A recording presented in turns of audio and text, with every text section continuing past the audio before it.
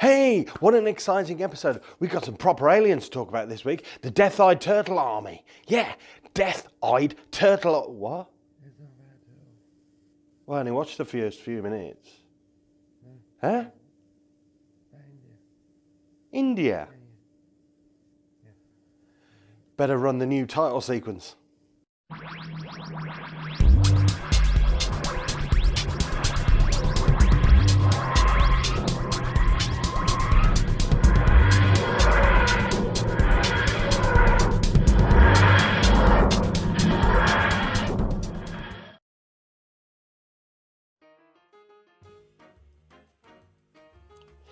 Okay, another behind the box review this week. Still on series 11, we're talking about episode 6, The Demons of the Punjab. Okay, so let's just talk a little bit about the plot. Here we get to focus on Yaz a little bit more. So Yaz wants to go back in time to see her grandmother and get a bit of experience of what life was like in India back in 1947. We meet a character called Prem, who is the fiance of Umbreen, which is Yaz's grandmother, and we meet his brother Manesh, and we also find out about another brother called Kunal, who died during World War II. They're not yet married. It's 24 hours, I think, before their marriage, but we have this divide of two different families. One is Hindu, one is Muslim, and we're also in the middle of the partition of India and Pakistan, which is happening right in the middle of this story. Okay, we have a villain of sorts this week, villain called the Vergarians. As it turns out in this story later on, so spoilers, you have been warned, they're actually not villains. It turns out they're a bit more like the Tesselector from Matt Smith's era. If you remember, those were robots that took people out of time just before they were due to die as punishment. This is kind of the opposite of that. They're taking people out of time to protect the fallen and the forgotten. We find out that Prem is due to die. There's no way getting around this. He is going to die. Sounds familiar, doesn't it? Prem is betrayed by his younger brother Manesh, who betrays him, and he ends up getting shot. We don't see that on screen, we hear it. So that's the plot in a nutshell. Is this a good episode of Doctor Who? Well, again, I think this is going to be one of those that absolutely divides the internet. A different question would be, is this a good drama? And the answer is yes, absolutely, very good piece of drama. It's a historical piece. It deals with prejudice and racial divide, the partition of India. We see lots of references to poppy fields and poppies, linking it back to the Remembrance Day, which the episode went out on Remembrance Sunday. No coincidence there, obviously. It's got a powerful ending. The ending, we see the TARDIS team coming away, and we hear the gunshot. Prem is obviously killed at that point. We don't see it, but the shock and horror of the other characters is quite evident about what's going on. That's very powerful. Then we've got the ending with Yaz and her Nana, and there's just an exchange between the two, and if you look very carefully, you know that Nana remembers her. She remembers meeting Yaz all those years ago. It's just a look, but it works. As for the other characters this week, I mean, Ryan takes very much a back seat in this one. He asks a couple of questions, and he's kind of there, involved in the plot, but it's not his episode. This is focusing on Yaz's family. Graham, once again, superb. He takes a little bit of a step back, but he's there as a device for Yaz to bounce off. The Doctor is much, much better.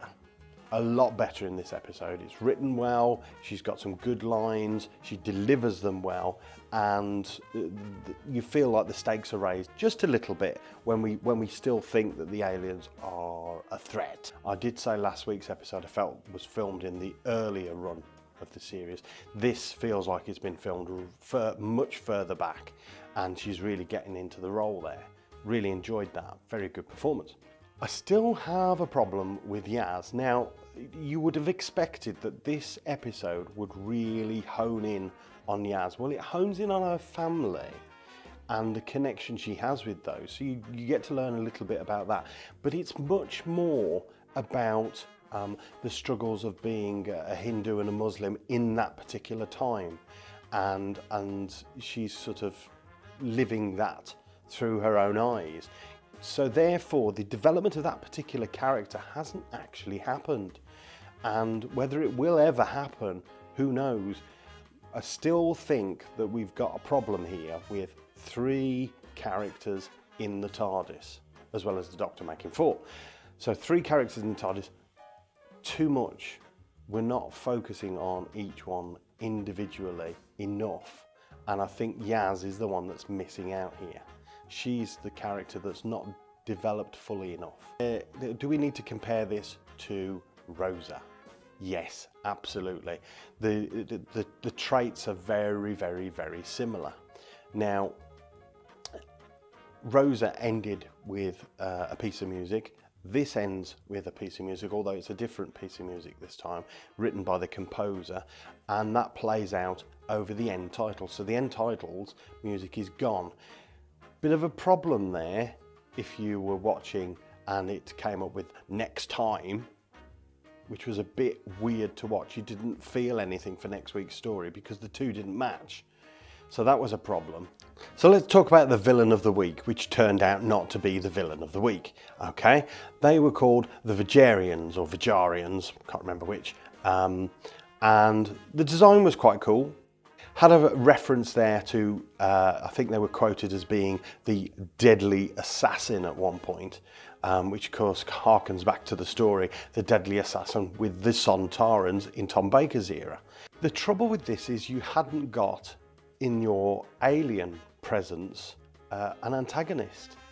So they became pretty irrelevant to the story, almost similar to the aliens in Twice Upon a Time. In fact, the reason for them doing what they're doing is very, very similar to that one.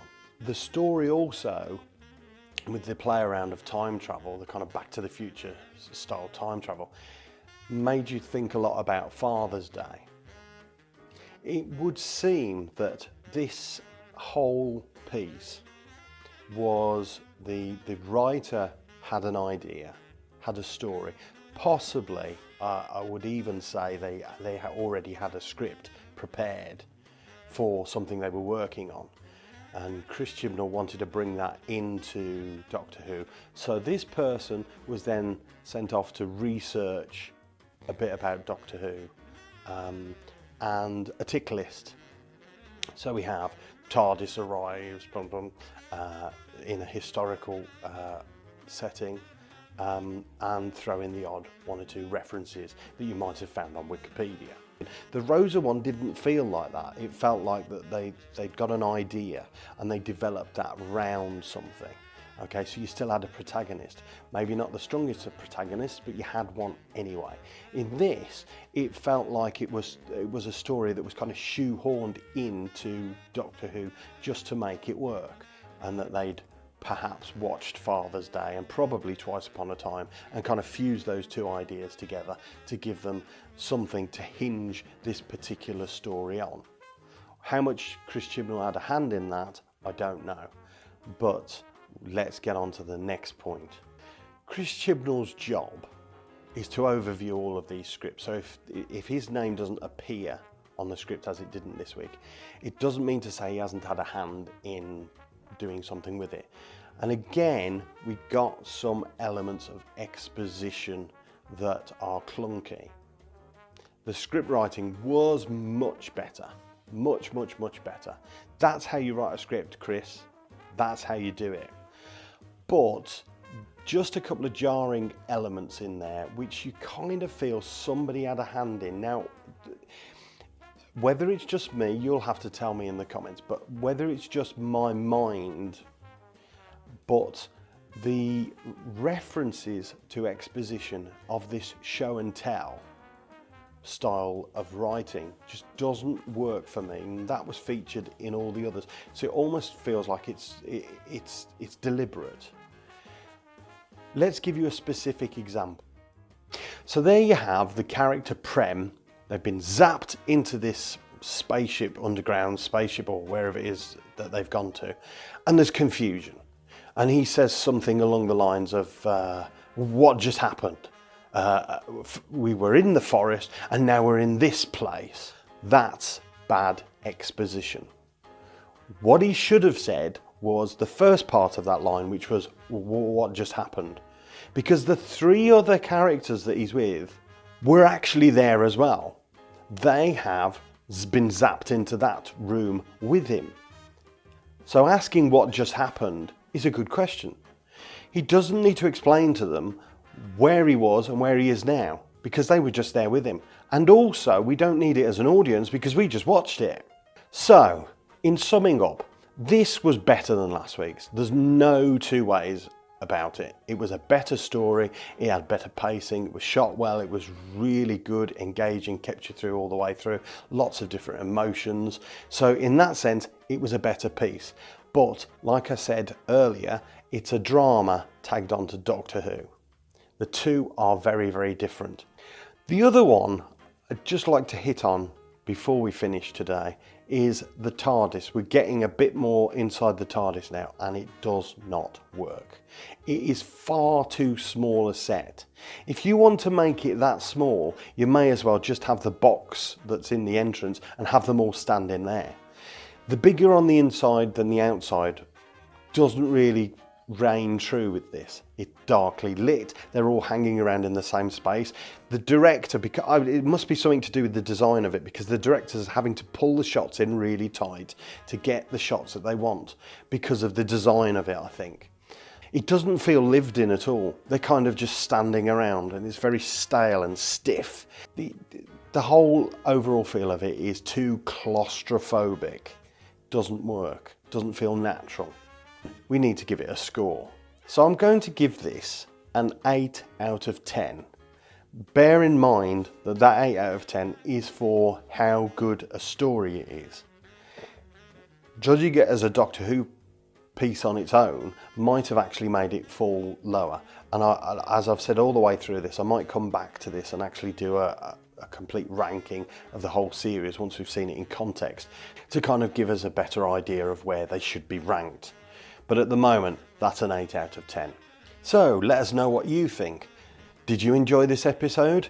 Do you like the historicals? Do you prefer them over the sci-fi? Do you think it was too dramatic? Let us know in the comments below. Give us a like, give us a subscribe, and we'll see you all next time. Take care.